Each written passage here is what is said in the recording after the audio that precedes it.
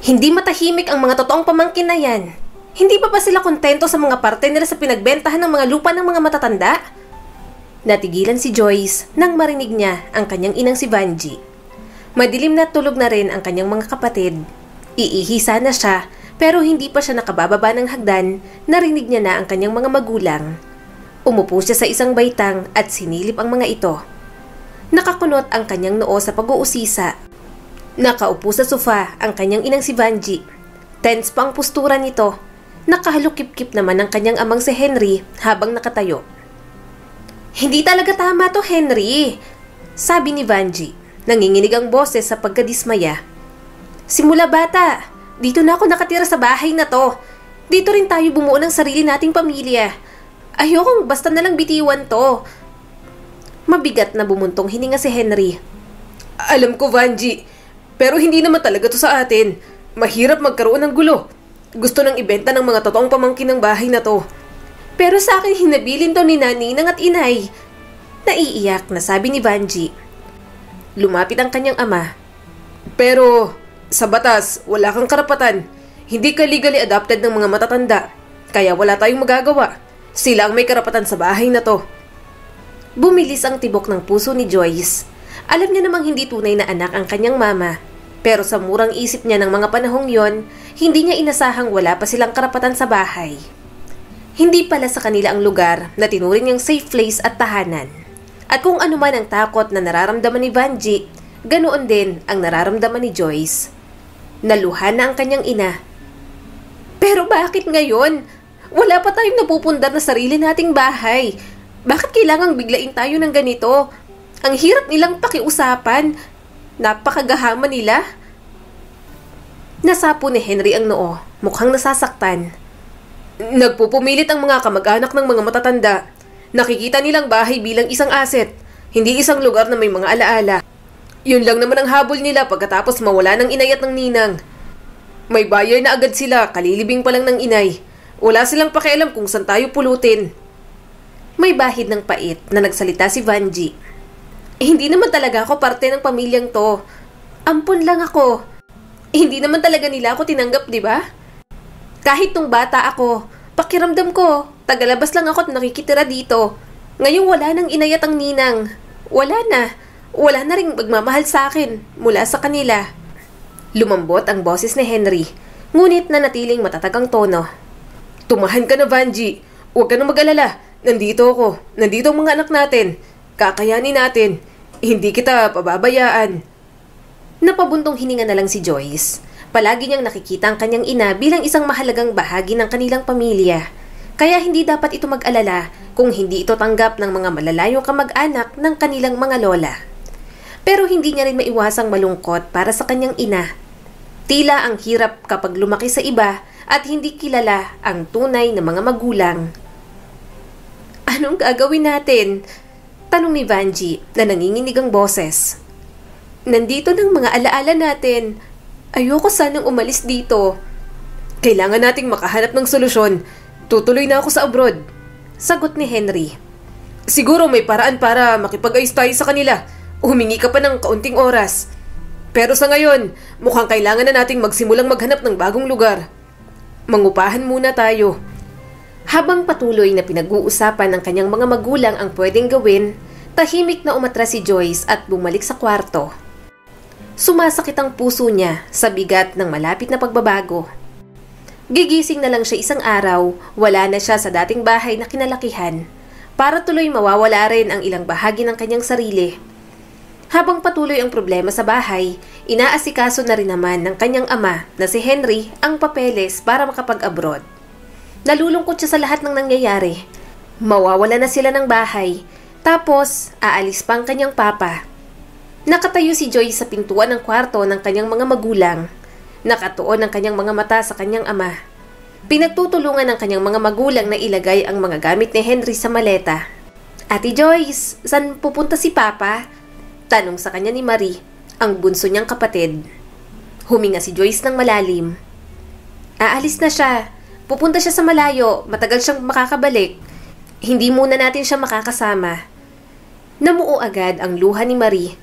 4 years old pa lang ito, wala pa itong masyadong maintindihan. Hindi nito alam na kailangan lang ng papa nilang umalis para sa kanila. Tumakbo agad si Marie sa kanilang papa at niyakap ito. Papa, bakit ka po aalis? Huwag po kayo umalis. Nagkatinginan ang kanilang mga magulang. Tumigil si Henry sa pag-iimpake. Binuhat nito si Marie at napabuntong hininga. Anak, kailangan tong gawin ni Papa. Pinapalayas na tayo sa bahay. Ayoko namang tumira kayo sa kalsada. Aalis ako para magtrabaho. Hindi ko kayo gustong iwanan pero kailangan kasi Marie. Sana maintindihan mo ang Papa. Ha? Mamimiss kita. Hinalikan ni Henry ang noo ng bunsong anak. Napatingin si Joy sa kanyang ina na hindi na rin napigilang umiyak. Nadudurog ang kanyang puso sa mga mahihinang hikbi nito. Nakita ni Joyce ang pag-aalala na nakaukit sa mukha ni Vanji. Napayuko na lang siya. Ayaw niyang masaksihan ang ganoong kalungkot na tagpo. 4 silang magkakapatid. Pangalawa si Joyce. Maliit pa ang mga sumunod sa kanila. 14 years old lang din ang panganay niyang kapatid at may special needs pa. Kaya parang siya na rin talaga ang panganay sa kanilang magkakapatid. Maya-maya, natapos na rin ang impake ng mga gamit na kailangan ng kanilang ama. Puno na talagang maleta ni Henry. Noong isang araw pang nakapag-impake ang mga ito, pero may mga hinahabol pa si Vanji na ilang mga gamit. Lalong lumakas ang mga hikbi ni Vanji. Wala na ba talagang ibang paraan? Kailangan ba talagang umalis ka, Henry? Parang hindi ko kayang mag-isa. Paano kami ng mga bata?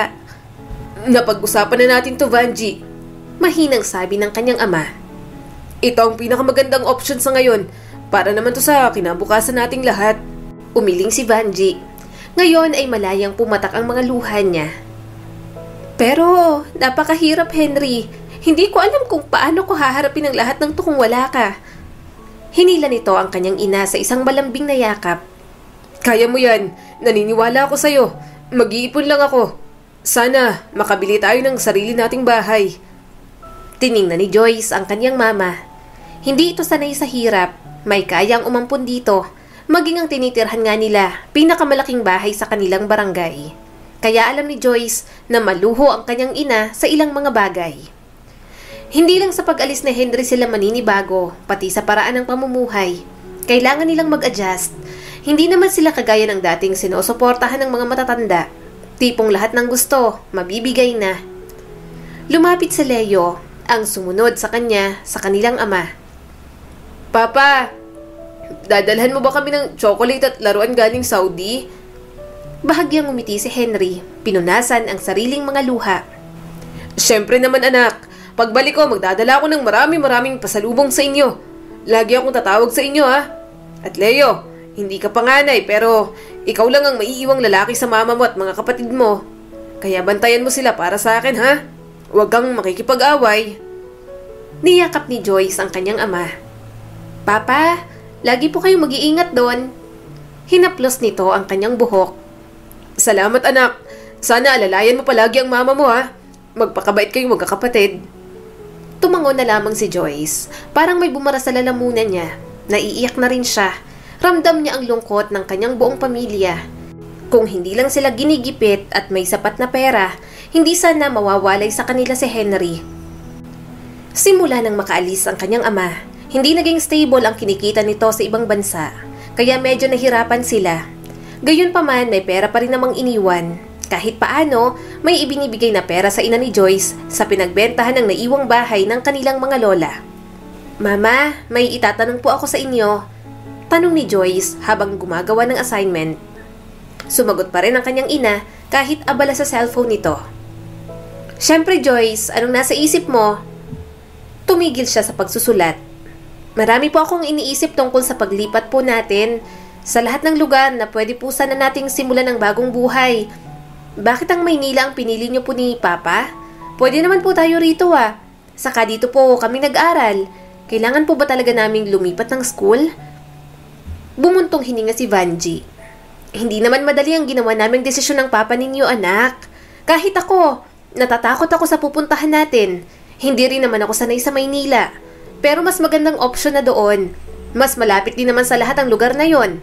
Masasanay din kayo. Saka ayoko nang manatili dito kahit dito ako lumaki. Masyadong komplikado.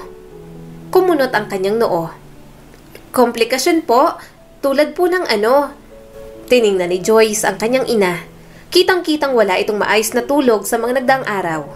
Minsan, naririnig niya itong umiiyak sa gabi habang kausap si Henry. Alam niyang nahihirapan si Vanjie pero kinakaya pa rin ito.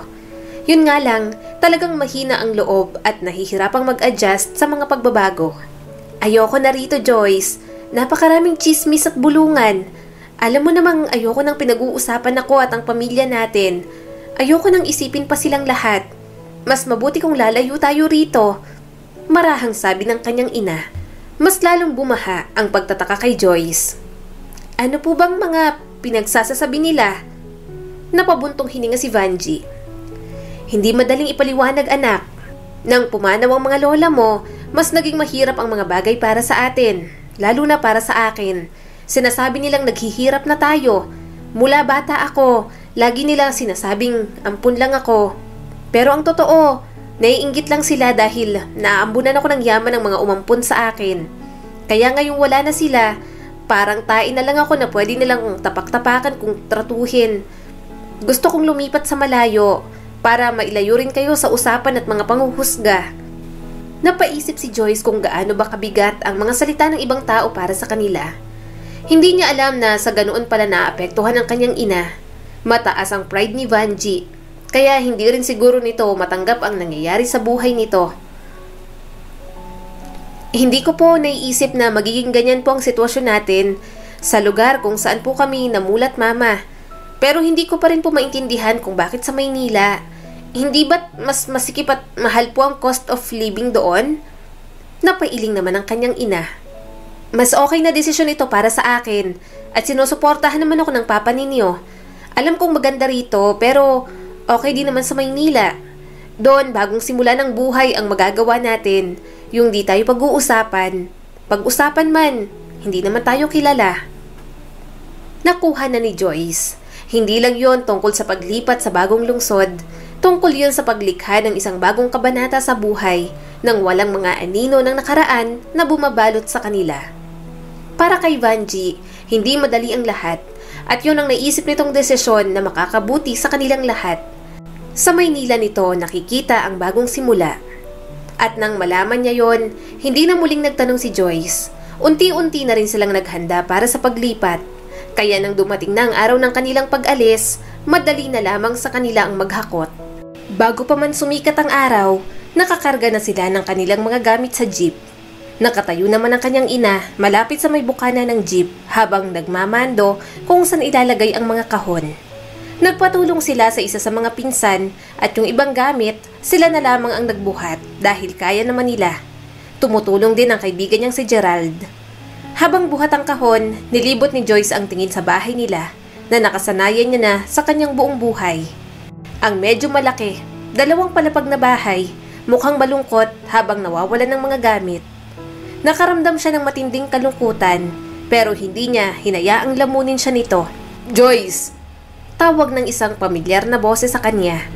Paglingon niya, nakita ni Joyce si Gerald na nakatayo sa gilid, nababalot ng kalungkutan ang kadalasang maliwanag nitong mga mata. Malungkot siyang napangiti. Gerald, mamimiss kita, mahinang sabi ni Joyce.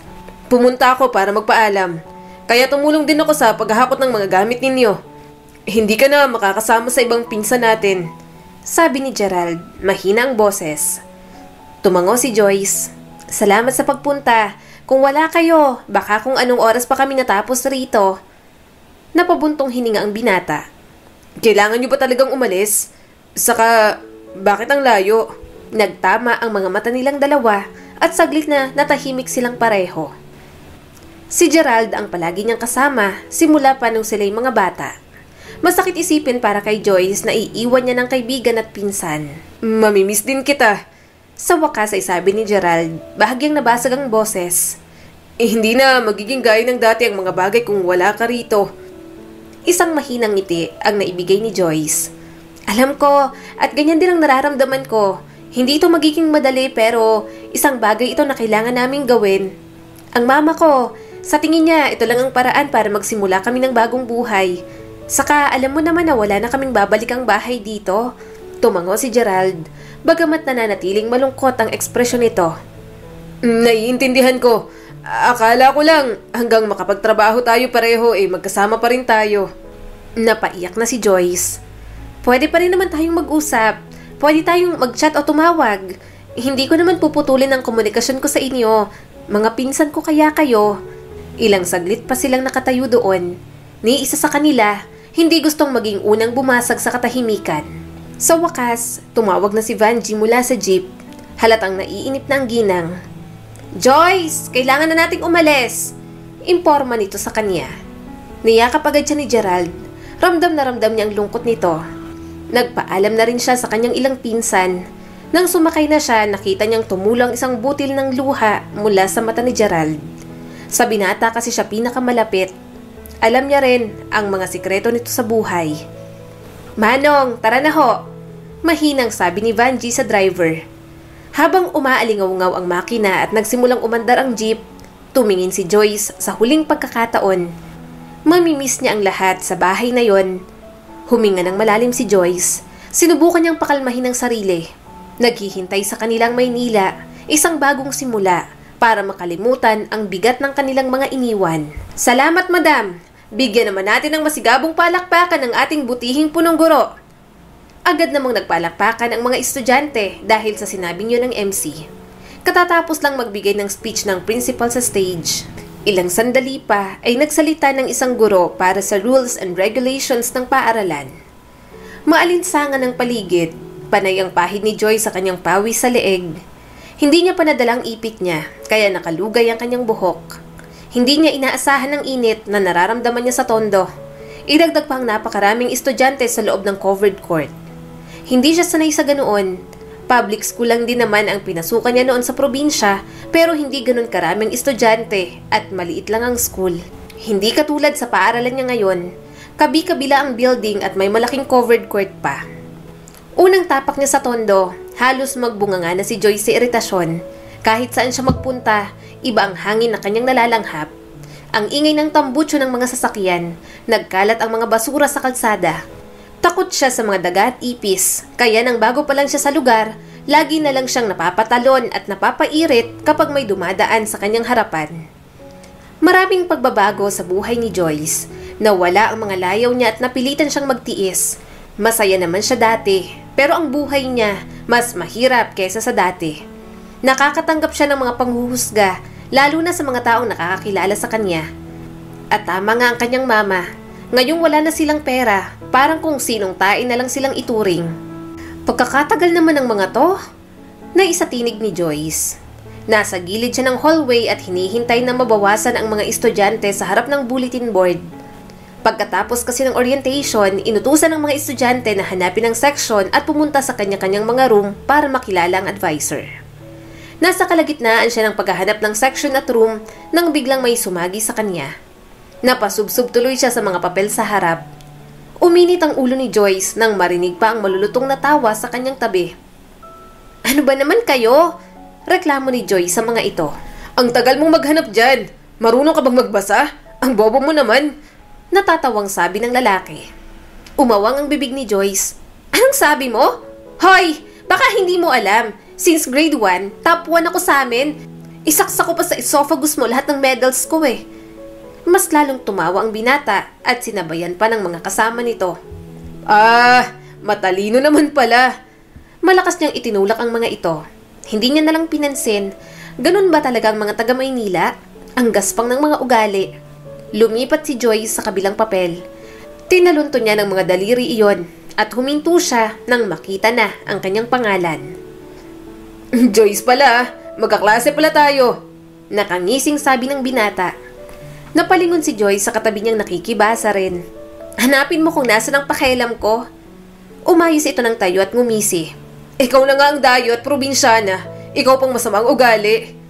Inirapan niya ito at umalis sa harap ng bulletin board.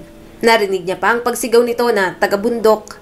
Wala siyang panahon para sa kalokohan ng lalaking yon. Nang matapos at makauwi, nagulat siya ng madat nang wala na ang kanyang ina sa bahay nila. Nasaan si Mama? Tanong ni Joy sa kanyang mga kapatid. Lumabas si Mama, sabi ni Marie habang naglalaro ng mga laruan nito. Ibinaba niya ang kanyang bag sa sofa. Lumabas? Saan siya nagpunta? Napabuntong hininga si Leo at sinarado ang libro. Pumunta siya sa mall, Ate Joyce. May mga kailangan daw siyang bilhin. Kumunot ang kanyang noo. Sa mall? Ano pang bibilhin niya? Ubus ng pera niya. Ang alam ni Joyce, ubus na ang perang kabahagi ni Vanji sa pagbebenta ng bahay. Nasa 10,000 ang upa nila sa apartment at ilang buwan na sila roon. Wala rin namang trabaho ang kanyang ina. Bukod doon, hindi pa rin stable ang pagpapadala ng kanyang ama ng pera. Nagkibit balikat si Leo. Hindi ko alam. Parang nagmamadali siya, Ate Joyce. Hindi rin siya mapakali. Sabi niya, babalik siya mamaya. Alam ko, nagpadala na si Papa eh. Nakagat ni Joyce ang kanyang labi. Nababalot siya ng pagkadismaya at pagkabalisa. Tumama sa kanyang realisasyon. Wala ang nanay niya sa mall para may bilhin na kung ano. Nasa bingo center ito. Noon pa man, kahit noong may kaya pa sila, naging bisyo na nito iyon. Kaya wala din silang naipon. Hindi na siya magtataka kung isang araw, sobrang lagapak na sila sa pagiging mahirap. Wala pa rin kontrol ang kanyang ina. Pinutol ng boses ni Leo ang kanyang pag-iisip. Ate Joyce, okay ka lang? Mukhang masyado kang nag-iisip. Hayaan mo na yon, hindi rin naman magpapapigil. Bahala siya sa buhay niya. Chinachat nga ako ni Papa, hindi ko sinasagot. Anong sasabihin ko? Na nagbibinggo si Mama? Sigurado mag-aaway ang mga yun. Tapos ako pagagalitan ni Mama. Siya naman ang gumagawa ng mali. Tumango si Joyce, pilit nang umiti. Ayos lang ako. Kailangan lang gumawa ng homework. Mamaya na ako magluluto. Yun na nga ang kanyang ginawa. Mahirap intindihin ang kanyang ina. Mahirap itong pigilan sa mga bagay na gusto nitong gawin. Si Vanji ang klase ng magulang na hindi hihingi ng tawad sa anak kahit ito pa ang mali. Kailanman ay hindi tutungo ang kanilang mga magulang sa kanilang mga anak dahil anak lang naman sila. Pinaparamdam ng mga itong wala silang karapatan. Walang karapatan ang mga opinyon nila dahil ang mga ito ang dapat na masunod. Mama, saan po kayo nagpunta? Tanong ni Joyce nang makauwi ang kanyang ina. Halatang mainit ang ulo ni Vanji. Diyan lang. Sa reaksyon nito, halatang talo ito. Napailing na lang siya. Inaasahan niya na yon. Siguradong kulang-kulang ang pagbili ng gamit nila sa school. Sa mga sumunod na araw, nagsimula ng klase ni Joyce. Kailangan niya munang ihatid ang kanyang mga kapatid bago siya pumasok. Walking distance lang din naman kaya hindi mahirap para sa kanila. Tiningnan muna ni Joyce ang itsura niya sa salamin. Tinuwid niya gamit ng palad ang maliit na gusot sa kanyang puting blouse. Pinasadahan niya rin ng ayos ang kanyang pink na necktie. Ipinadyak niya ang kanyang mga balat na sapatos sa tiles na sahig. Luma na yun pero ayos pa naman kaya hindi na siya nagpabili. Alam niya kasing kulang ang budget ng kanyang ina. Kahit nung may kaya pa sila, hindi naman siya kailanman naging maluho sa kahit na ano. Kontento na siya sa 50 baon. Hindi naman siya nagreklamo kahit pa may mga kailangan siyang bilhing requirements sa school. Sa kanilang lahat, ang mama niya ang hindi umalis sa ganoong buhay. Naroong hindi papayag na hindi masarap ang ulam kapag kumakain. Mga simpleng kilos pero nagpapakitang hindi kayang bitiwan ang buhay na nakagisnan. Mama, alis na po kami. Paalam niya sa kanyang ina na natutulog pa. Umungot lamang si Vanji. Napabuntong hininga na lamang si Joyce. Ayaw niya sa lahat ang mga taong tanghali gumising. Kapag late na kasi, wala na ngang masyadong nagagawa, mainit pang ulo. Umalis na sila sa bahay. Nang mapunta sila sa Maynila, mas lalong naging malala ang mga habit ng kanyang ina. Laging napupuyat dahil sa cellphone, mas lalo rin naging tamad at mainit ang ulo kapag walang pera. Parang katapusan ng mundo kapag walang pera. Palaging inaaway ang kanyang papa kapag hindi nakakapagpadala. Hindi pa nga gumagawa ng paraan, parang ito na ang pinakakawawa sa mundo. Hindi pa matindi pero nararamdaman na ni Joyce ang hirap. Hindi naman kasi katulad ang syudad ng probinsya na pwedeng magtanim ng gulay. Sa Maynila kasi, ultimo malunggay, binibili. Lahat binibili kaya mahirap kapag walang matatag na hanap buhay. Alam nyo ng mga room nyo ha, huwag na kayong lumabas, makinig na lang sa Teacher Marie. Bili ni Joyce, kina Leo at Marie. Nang mahatid niya ang dalawa, siya naman ang naglakad papunta sa kanyang school. Marami na rin siyang nakikitang papasok. Habang naglalakad, umawang na lang ang bibig ni Joyce. Ang isa nilang kapitbahay, nakasakay pa sa tricycle kahit ang lapit lang naman. Diretso si Joyce na pumasok sa bukas na gate. Marami ng mga estudyante ang pumasok dahil malapit nang mag-ring ang bell. Sa covered court muna ang lahat dahil may flag ceremony tuwing Lunes. May mga officer na ang hawak ay mga karatula kada grade level at section. Nang makita niyang sa kanya, agad siyang pumila sa likuran. Lumingon ang babaeng nasa kanyang unahan at ngumiti. Hi! Ngayon lang kita nakita. Bago ka ba rito? Carmen nga pala. Nginitian niya rin ito. Joyce ang pangalan ko. Oo, bago lang ako dito. Pinakilala si Joyce sa ibang mga kaibigan ni Carmen. Kahit paano, nawala ang kanyang kaba. At least, madali siyang magkakaroon ng mga kaibigan. Puwera na lang talaga sa nakasalamuhan niyang binata noong orientation. Magkaklase nga sila at palagi pa siyang inaasar. Eto, kumain ka na, sabi ni Carmen at inilapag nito ang isang tray sa lamesa. Hala, baka ang mahal nito. Pananghalian bang mga to? Hindi nyo naman ako kailangang ilibre. May baon naman ako. Malumanay na sabi ni Joyce. Umiling naman si Carmen. Okay lang Joyce, 25 pesos lang naman ang pagkain mo. Tapos sa Angel naman ang nanlibre sa'yo ng soft drinks. Nilibre ka namin, pang welcome na rin namin sa'yo. Kahit nahihiya, kinuha ni Joyce ang kutsara at tinidor. Salamat kung ganon. Nakadalawang subo pa lang siya nang biglang pumasok sa entrance si Dave. Ang binatang nangaasar sa kanya simula nang pumasok siya. Napairap na lang siya at uminom ng soft drinks. Joyce! Malakas na tawag nitong rinig sa buong kantin. Napapikit siya sa inis. Hindi pa siya nakakatagpo ng ganong estudyante. Talagang trip nitong asarin at sirain ang kanyang araw dahil isa siyang probinsyana. Kumakain ka pala ng ganyan? Akala ko, saging lang ang kinakain mo. Nakangising pangaasar ni Dave. Sinipa niya si Dave sa binti, kaya napadaing ito. Nagpatuloy na lamang si Joyce sa pagkain. Hindi niya hahayaang masira nito ang kanyang araw.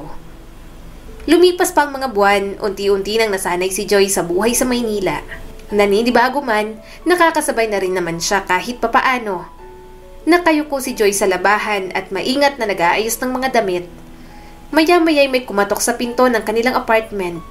Pinunasan ni Joyce ang kanyang mga kamay sa isang malapit na tuwalya. Sandali lang! Bulalas niya pa. Madidiin ang mga katok. Halos naiinip na. Nang buksan niya, nagulat siya nang makita ang landlady. Bakas ang iritasyon sa mukha nito. Nasaan ang mama mo? Tanong sa kanya ng ginang. Sumagot naman siya kaagad. Wala po si mama rito sa bahay. Umalis po. Ano po bang sadya ninyo? Mas lalong bumaha ang inis sa mukha ng landlady. Aba naman! Anong petsa na? 5 buwan na kayong hindi nakakabayad ng upa? Napalunok sa kaba si Joyce. Hindi ko po kasi alam. Lagi po akong nasa school. Sasabihin ko po yan kay mama. Gipit din po kasi talaga kami ngayon. Manipis na ang pasensya ng landlady. Gipit? Wala akong pakialam. Hindi ko problema yan. Ang akin lang, ayusin niyo ang responsibilidad ninyo dito sa upa sa apartment ko. Anong tingin niyo sa akin? Hindi namumuhunan? Aba naman, 5 buwan na rin akong walang kita dahil hindi kayo nagbabayad. Tapos, paalis-alis pa yung mama mo. Hindi makausap ng matino.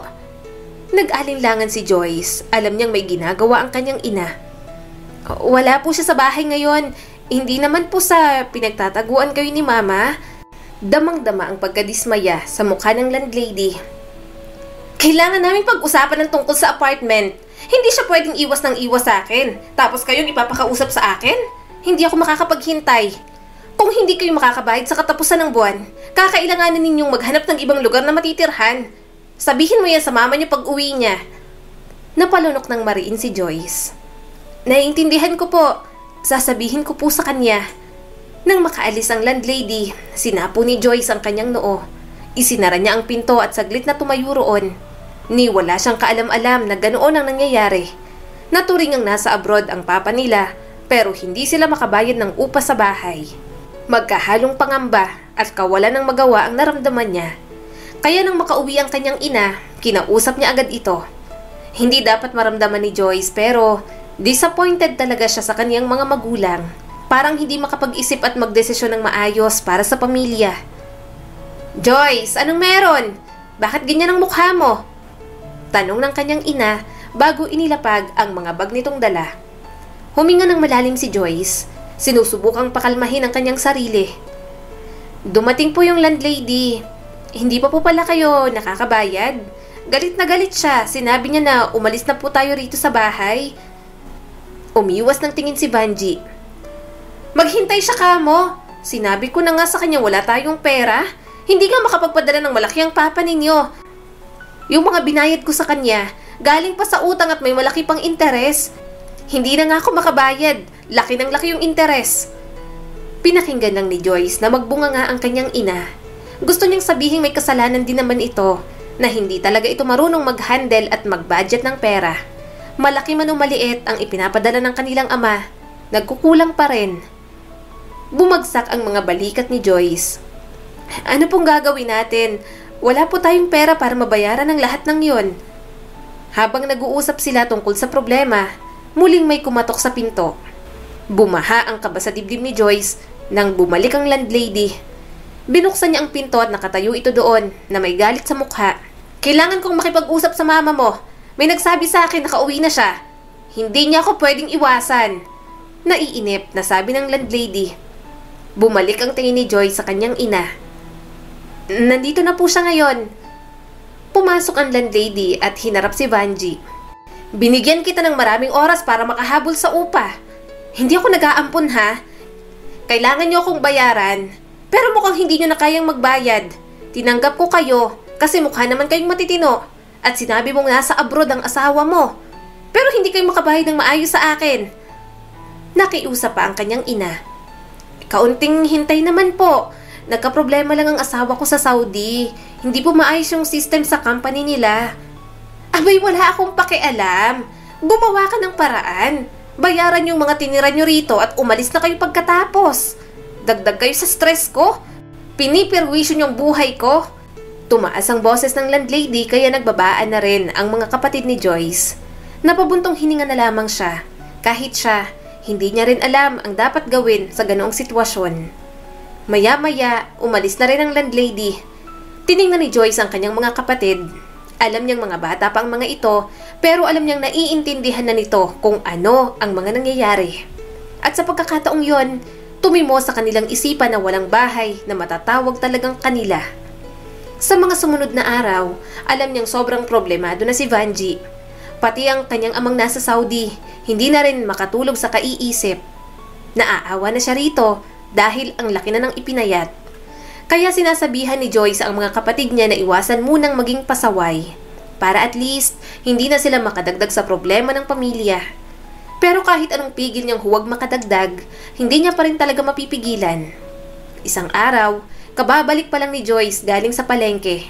Bumili siya ng mga pagkain kanyang lulutuin para sa tanghalian. Kaya lang, umawang ang kanyang bibig. Hindi makapaniwala si Joyce sa mga nakikita niya. Isang grupo ng mga lalaki ang nasa loob ng kanilang bahay. Hinahakot ng mga ito ang kanilang appliances. Hoy!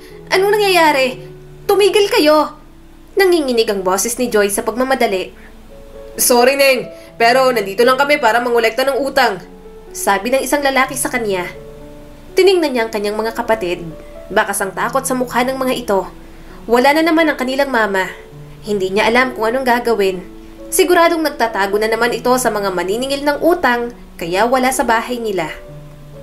Mangongolekta ng ano? Anong pinagsasasabi mo?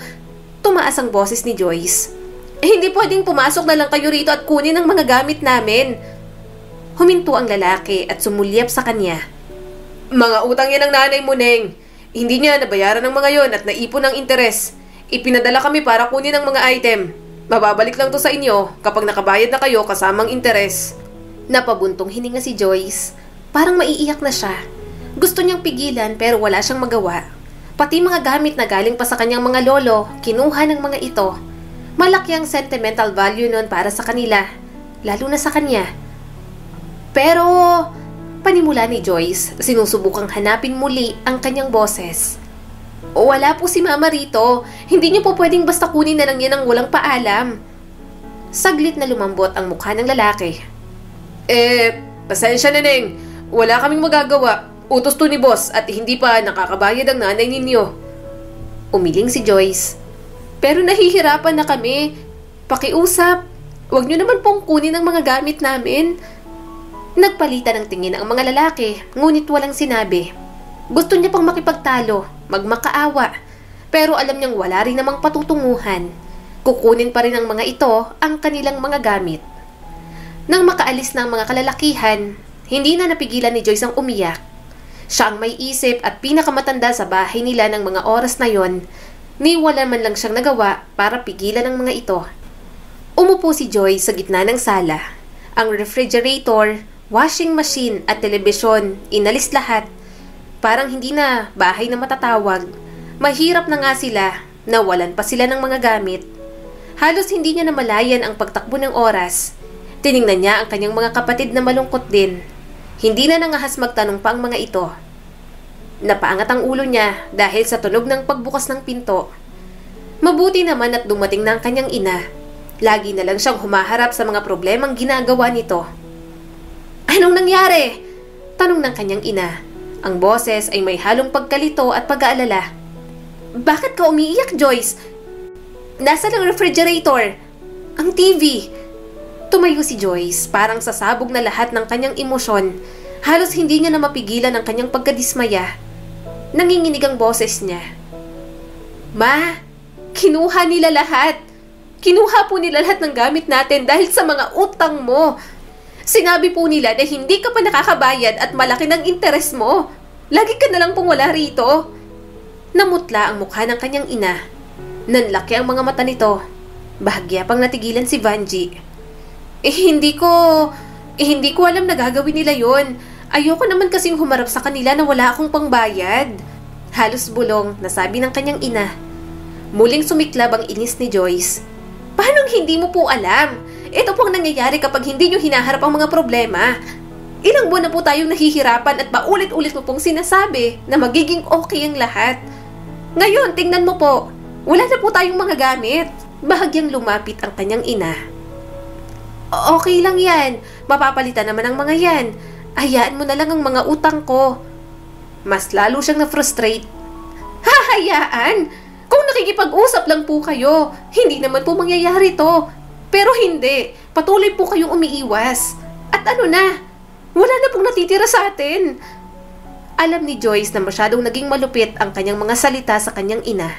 Pero hindi niya na talaga mapigilan. Kumikislap na ang luha sa mga mata ni Vanji. Halos maiyak na ang kanyang ina. "Akala ko, kaya kong ayusin. Hindi ko gustong mag-alala kayo. Kaya hindi ko sinasabi sa inyo. Sa amin na lang yun ang papa ninyo. Nahihiya na rin kasi ako sa inyo. Hindi ko na mabalik yung dating buhay na kaya kong ibigay sa inyo. Tapos nagkakaroon pa ng problema sa company ng papa ninyo. Naglo-loading na nga lang siya. Sideline para kahit papaano may maipadala sa atin." Mas lalong naiyak si Joyce. Hindi naman nila hiniling na bumalik sa dati nilang buhay. Gusto lang nilang maayos ang lahat. Hindi sila palalayasin sa bahay at hindi hahabulin ng mga utang. Hindi nila hiniling maging marangyang muli ang pamumuhay. Gusto lang nilang maging maayos. Tumatanda na ang kanyang mga magulang. Habang sila, lumalaki na rin. Siya ang unang makakatapos sa pag-aaral kapag nagkataon. Ano na lang ang mangyayari sa kanya kapag kaya niya na? Baka sa kanya pa ipasa lahat ng responsibilidad ng mga ito. Tutulong siya pero hindi niya aakuin lahat. Ayaw niyang mangyari iyon sa kanya balang araw. Humakbang palapit sa kanya si Vanji. Inabot nito ang kanyang kamay. Pero walang magawa yun. Para maaliw man lang siya. Nadidismaya talaga siya sa lahat ng nangyayari. Niyakap siya ng kanyang ina. "Hindi ko alam kung anong gagawin ko ngayon. Pero pangako, gagawa ako ng paraan. Kakausapin ko ang mga nagpapautang sa akin. Titingnan ko kung mababawi pa natin ang mga gamit natin." Simula ng araw na yon, mas lalong naging mahirap ang buhay para sa kanila. Wala na silang nagawa kundi hayaan na lang ang mga gamit. Hindi na nila nabawi iyon. Pinalayas na rin sila sa nirerentahang bahay at naghanap ng mas maliit, mas mura ang upa. Yun nga lang, kinakabahan siya sa lugar. Ang daming adik na nagkalat at ang ingay pa. Hindi lang yun isang beses nangyari. Madalas na silang hindi nakakatagal sa isang bahay. Hindi nga nila problema ang pangbayad. Problema naman nila ang may-ari kapag sobrang gahaman sa pera. Minsan may tatakasan pa silang mga utang dahil palipat-lipat at minsan tinatakasan na lang nila na iiwan ang ilang mga gamit.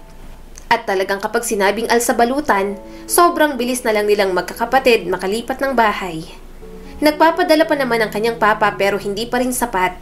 Hindi pa rin matigil sa bisyo ang kanyang ina. Nahuhumaling pa rin ito sa pagbibingo. Minsan, nananalo, pero mas madalas na malaki ang talo. Isang araw, papunta si Joy sa sari-sari store para bumili ng mantika. Pinagmamadali na siyang bumili dahil hindi pa tapos magluto ng hapunan. "Pabili pong mantika," sabi niya habang nagbibilang ng barya. "Joyce?" Tumingala si Joyce at nanlamig. Nanlaki ang kanyang mga mata sa gulat. Nasa loob ng tindahan si Dave. May hawak pang ang gitara. Nakaramdam ng matinding pagkabalisa si Joyce. Inaasahan niyang mananatiling pribado ang kanyang personal na buhay. Ang huling bagay na gusto niya, malaman ng kanyang kaklase ang tungkol sa pamumuhay ng kanyang pamilya. Napalunok si Joyce. "Dave, dito ka nagtatrabaho?" "Hindi, tagamantay lang ako ng tindahan ni Mama." Nakangiting sagot ni Dave. "Ang pamilya ko ang may-ari nitong tindahan. Nagulat ako nang makita ka. Bibili ka ba?" Nandito lang ako para bumili ng mantika," sabi ni Joyce, sinusubukang panatilihing matatagang boses. "Akala ko malapit ang bahay niyo kay Tabita. Dito pala kayo sa amin. Hindi ko alam. Kung alam ko lang, sabay na tayo pumasok para lagi kitang naaasar." Natatawang sabi ni Dave at inabot ng isang bote sa isang istante sa likuran nito. Hindi makapagsalita si Joyce. Kahit nasa tono nito ang pang-aasar, hindi niya magawang makipaglokohan. Nahihiya siya. Natatakot siyang malaman nitong palipat-lipat ang kanilang pamilya at kung kani-kanino na lamang sila may utang. Kaya nga sila umalis sa probinsya para maiwasan ang usapan tungkol sa kanila. Pero nang mapunta sa Maynila, mas lalo lamang silang nalubog. Mas lalo silang hindi makapagsimula sa mas maayos na buhay na kanilang hinahangad. Masaya talaga si Dave na makita siya pero hindi siya ganoon. "So, paanong lahat? Hindi ko inaasahan na makikita kita dito. Saan ba ang bahay ninyo?" Nag-alinlangan siya, naghahanap ng mga tamang salita. "Diyan lang ang bahay namin, sa pinapaupahan ni Aling Merly. Actually, naging medyo magulo. Mahirap ipaliwanag eh." Tumingin sa kanya si Dave. "So, bagong lipat kayo dyan? Maraming umaalis dyan eh. Hindi kasi nakakabayad. Sana magtagal kayo. Masaya ako kung matagal kitang magiging kapitbahay." Tumango si Joyce. "Oo, pero pwede ba nating panatilihin ito sa pagitan lang natin? Mas gusto ko kung walang nakakaalam ng sitwasyon namin na malapit ng bahay namin sa inyo. Masyadong personal kung malalaman pa ng mga kaklase natin." Lumambot ang ekspresyon ni Dave at tumango ng may pag-unawa. "Siyempre naman, wala akong sasabihin. Hindi naman ako tsismoso." Nakahinga ng maluwag si Joyce. "Salamat, Dave. Sobrang na-appreciate ko to. Huwag mong sasabihin, ha?" Pagtalikod niya, tumawag si Dave. "Hoy, kung may kailangan ka, sabihin mo lang sa akin. Magkapit-bahay na tayo ngayon. Aasarin pa rin kita palagi. Pero kung may tutulong ako, magsabi ka lang." Parang may humaplo sa kanyang puso sa sensiridad nito. "Gagawin ko. Salamat ulit." Simula ng araw na yon, naging malapit sila ni Dave sa isa't isa. Para silang may isang sekretong sila lang ang nakakaalam. Inaasar pa rin naman siya nito, pero hindi na siya masyadong napipikon. May paboritong ginagawa para sa kanya, kaya kahit papaano, magkasundo na sila. "Lumipat na kayo ng bahay?" Tanong sa kanya ni Angel habang abala sa group work. Nagkatinginan sila saglit ni Dave. Lumapit agad ito, kahit hindi naman nila ka-group. Nasiko niya tuloy. "Kasi hindi ka namin makontak nung nakaraan. Pumunta kami sa inyo, wala na pala kayo ron. Tapos sabi ng mga kapitbahay ninyo, pinalayas daw kayo at may tinakasang mga utang," sabi pa ng kanyang kaklase. Napalunok si Joy sa sobrang hiya. Gusto niya na lamang lamunin ng lupa. Hinawakan ni Dave ang kanyang siko at bahagya siyang hinila. "Angel, akala ko ba kaibigan ka? Bakit kailangan mo yung sabihin sa harap ng mga kaklase natin?" Naiiritang tanong ni Dave. Parang maiiyak na si Joyce. Ayaw niya nang magsalita. Totoo naman kasing ganun nga. Tinatakasan nila ang kanilang mga utang. Kung wala si Dave sa kanyang tabi, baka nag-walk out na siya roon. Kahit nga tindahan ng mga ito, may utang pa sila. Kaya nang pauwi na si Joyce, hindi niya maiwasang maging malungkot. Talagang napahiya siya roon. Hindi niya na napigilan at tuloy-tuloy na umagos ang kanyang mga luha. Hinila agad siya ni Dave. "Joyce, ano ka ba naman? Para kang ewan. Mamaya ka na umiyak. Nasa daan tayo. Pinunasan niya ang kanyang mga luha. Sorry na. Kasi naman, napahiya ako. Inakbayan siya ni Dave para hindi makita ng mga taong nakakasalubong nilang umiiyak siya. Hindi niya lang inasahang papahiyain siya ni Angel. Tinuring niya pa naman itong kaibigan. Hindi muna sila umuwi ni Dave. Hinayaan muna siya nitong kumalma. Kaibigan ang turing niya sa binata, pero alam niya rin naman na may pagtingin ito sa kanya. Inamin na rin naman ito. Hindi ito magtsatsagang sumama at makinig ng mga reklamo niya sa buhay kung wala itong nararamdaman para sa kanya. Wala pa lang talaga siyang gusto kay Dave. Wala pa sa isip niya ang magkaroon ng boyfriend. Hindi naman siya pinagbabawalan ng kanyang mga magulang. Ayaw niya lang talaga. Gusto niyang sa pag-aaral muna mag-focus. Nang makauwi, medyo maayos na ang kanyang pakiramdam. Hinatid pa siya ni Dave para masiguradong okay na siya. Nang pumasok na siya sa loob ng bahay, matama naman siyang tiningnan ng kanyang ina. Joyce, anak, panimula nito. Sobrang malapit kayo sa isa't isa. Napansin ko rin na supportive siya sa'yo. Huminga si Joyce ng malalim. Opo, kaibigan ko po siya kaya ganun. Napangiti naman si Vanji. Hindi ka naman namin pinagbabawalan anak. Kaya kung naliligaw siya sa'yo, pwede mo namang sagutin. Masyado kang nakatutok sa iyong pag-aaral na gusto namin ng papa mo. Kaya alam namin na may disiplina ka. Ayaw mo bang bigyan ng chance si Dave? Pwede ka namang mag-boyfriend. Kapag naging kayo, mas mapapautang tayo sa tindahan nila kapag kailangan natin. Nagpanting ang mga tenga niya sa sinabi ng kanyang mama. Tunog oportunista. Kailanman, hindi niya naisip gamitin si Dave para sa sariling kagustuhan. Napabuntong hininga si Joyce.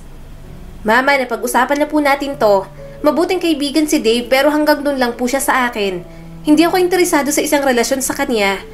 Opo, hindi po siya mahirap magustuhan. Pero wala pa po sa isip ko yon. Kumunot ang noo ni Vanji. Pero Joyce, malinaw na may nararamdaman siya para sa'yo. Dapat mong makita yon at naging mapagbigay siya. Lalo na sa mga kapatid mo at sa'yo. Ibig kong sabihin, mas madali kapag nandyan siya sa tabi mo. Manipis ang pasensya ni Joyce, pero pinigilan niyang sarili. Alam ko po kung anong ginagawa ni Dave para sa akin. Nagpapasalamat po ako, syempre, pero hindi nangangahulugan na mayroon akong utang sa kanya kaysa sa pagkakaibigan. Kung ano man pong utang yon, pera na kailangan po nating bayaran sa tindahan nila.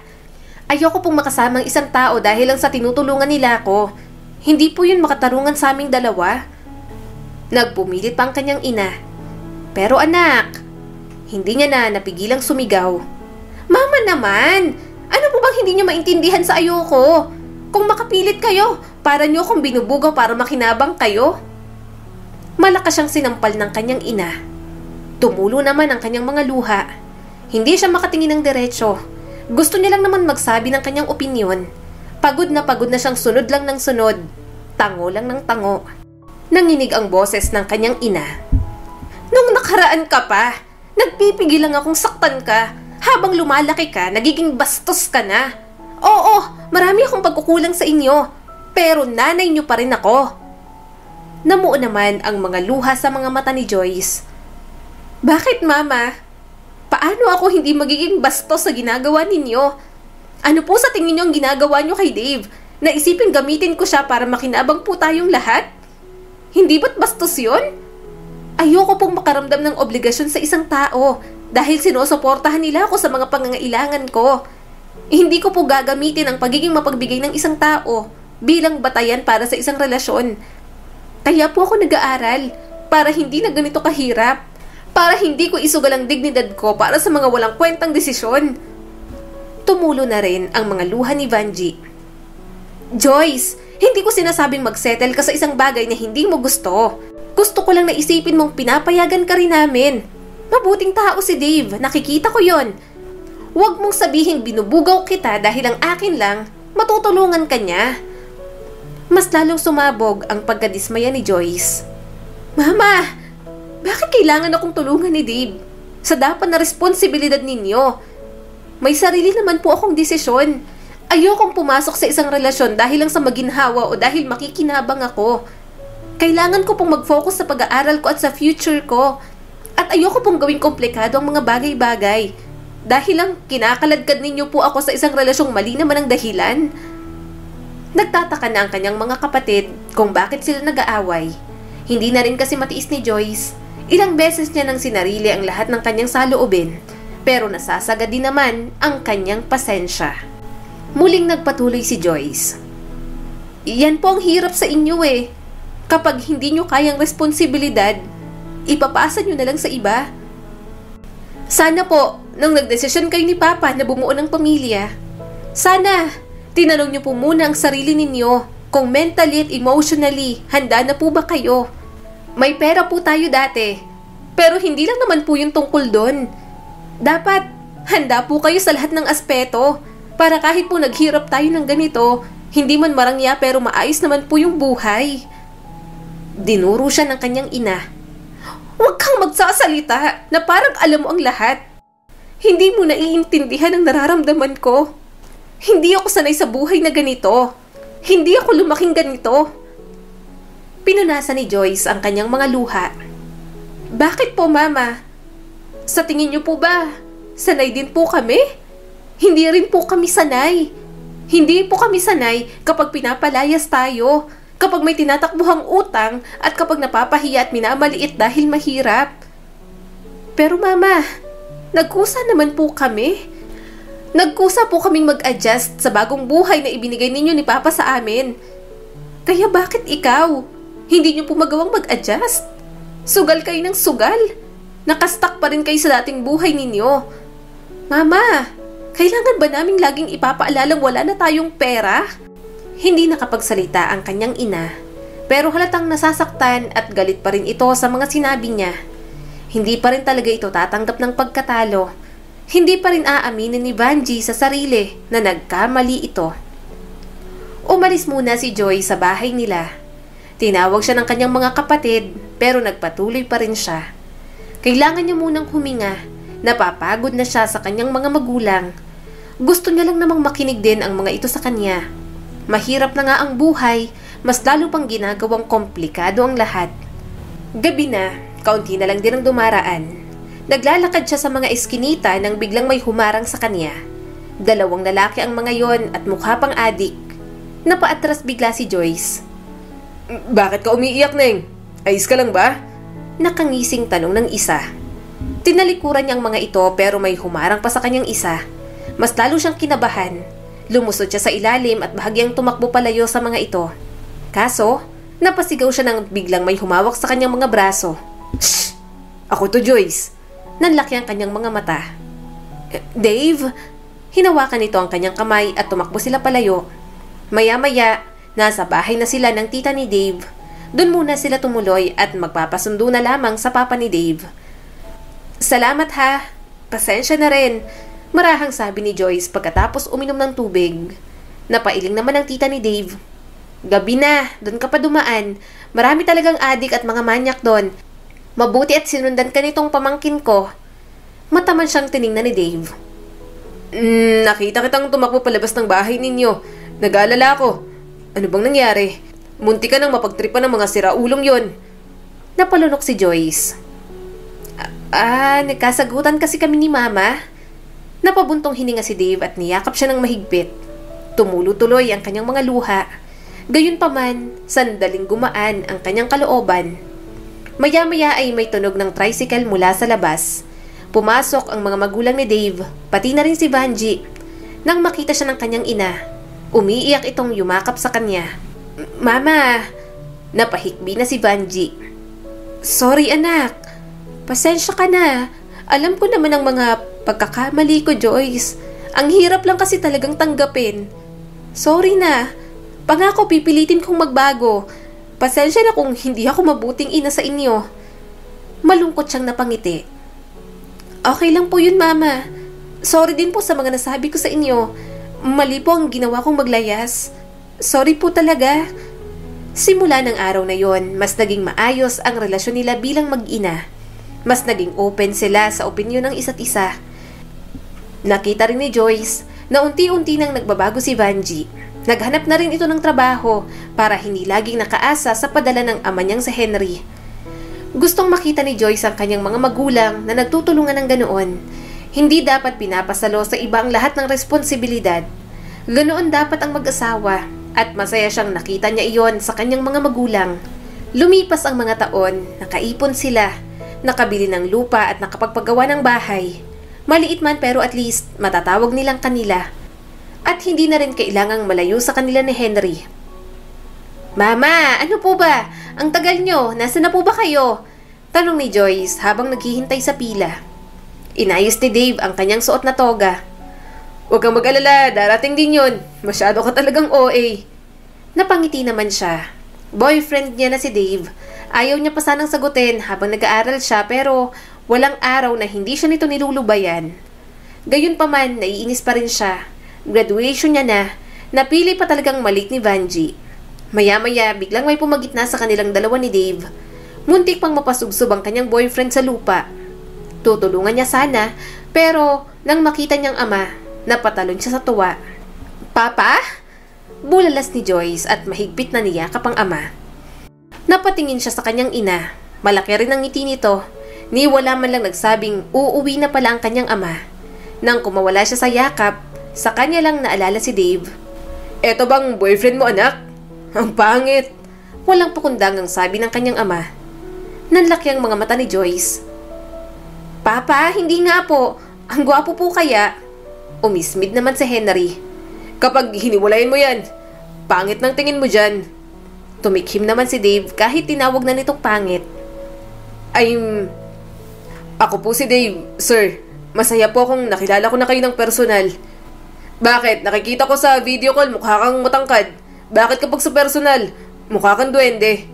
Pang-aasar pa ni Henry. Napairap na lang si Joyce, matangkad naman ang kanyang boyfriend. Talagang trip lang asarin ng kanyang ama. Bukod doon, alam niyang tanggap din ni Henry si Dave para sa kanya. Maya-maya'y pumasok na rin sila. Masaya siyang kompleto na silang muli. Hindi man bumalik sa katulad na buhay ang buhay nila noon, at least stable na ang kanilang pamumuhay. Napagtanto ni Joyce na mahalaga rin pala sa isang pamilya ang maayos na komunikasyon. Mas naiintindihan nila ang kanilang mga sarili. Marami pa silang pagdaraanan bilang isang pamilya, gayunpaman, sa bawat hamon, alam nilang sama-sama nilang haharapin iyon. Muli, ito po si Skylar Guro at sana may bago na naman kayong natutunan sa kwento natin ngayon. Maraming salamat po.